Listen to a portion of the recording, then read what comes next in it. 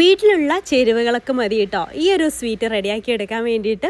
നല്ല ടേസ്റ്റുമാണ്. ഒരു ഈജിപ്ഷ്യൻ ഡെസേർട്ട് കൂടിയാണ് കേട്ടോ ഇത്. അപ്പോൾ ഇതെങ്ങനെയാണ് തയ്യാറാക്കിയെടുക്കുന്നതെന്ന് നോക്കാം. അരക്കപ്പ് പൊടിച്ച പഞ്ചസാര ബോളിലേക്ക് ഇട്ട് കൊടുക്കുക. അതിലേക്ക് ഒരു മുട്ട, അരക്കപ്പ് പുളിയില്ലാത്ത തൈരും കൂടെ ചേർത്ത് നന്നായിട്ട് മിക്സ് ചെയ്തെടുക്കുക.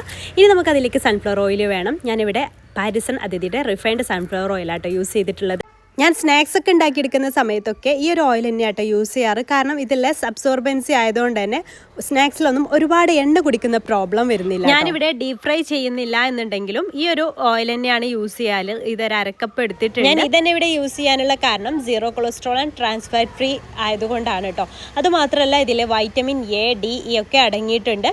ഈ അതിഥിയുടെ തന്നെ റോസ്റ്റഡ് റവയാണ് ഞാൻ ഇതിലേക്ക് യൂസ് ചെയ്യുന്ന മറ്റൊരു ഇൻഗ്രീഡിയൻറ്റ്. അത് ഒരു കപ്പാട്ടോ ഇതിലേക്ക് വേണ്ടിയിട്ട് എടുക്കുന്നത്. അത് നന്നായിട്ടൊന്ന് മിക്സ് ചെയ്തെടുക്കുക. എയർ ഹീറ്റ് ചെയ്തിട്ടുള്ള ഇൻഡയറക്റ്റ് വഴിയുള്ള റോസ്റ്റിംഗ് ആയതുകൊണ്ട് തന്നെ നല്ല ടേസ്റ്റുമാണ്, നല്ല ക്വാളിറ്റിയാണ് കേട്ടോ ഈ ഒരു റവയ്ക്ക്. പിന്നെ അതിലേക്ക് അരക്കപ്പ് ഡെസിക്കേറ്റഡ് കോക്കനട്ടും ചേർത്ത് വീണ്ടും നന്നായിട്ടൊന്ന് മിക്സ് ചെയ്തെടുക്കുക. ലാസ്റ്റായിട്ട് 1/2 ടീസ്പൂൺ ബേക്കിംഗ് പൗഡർ കൂടെ ചേർത്ത് നന്നായിട്ടൊന്ന് മിക്സ് ചെയ്തെടുക്കുക. ഈ ഒരു തിക്നെസ്സിലാണ് നമ്മുടെ ഒരു ബാറ്റർ ഉണ്ടാവുക.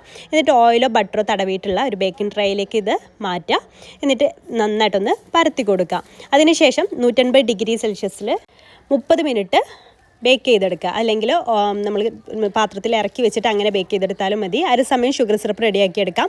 1 കപ്പ് പഞ്ചസാരയിലേക്ക് 1/2 കപ്പ് വെള്ളവും ഒരു അരമുറി നാരങ്ങ നീരും ചേർത്തിട്ട് തണുക്കാനായിട്ട് മാറ്റി വെക്കാം. അപ്പോൾ ഇത് ബേക്കായിട്ട് വരുമ്പോൾ അതിലേക്ക് ഒരു ഷുഗർ സിറപ്പ് മുഴുവനായിട്ട് ഒഴിച്ചു കൊടുക്കുക. ഫുള്ളായി അബ്സോർബായി വന്നതിന് ശേഷം ഇതുപോലെ കട്ട് ചെയ്തിട്ട് നമുക്ക് കഴിക്കാവുന്നതാണ്.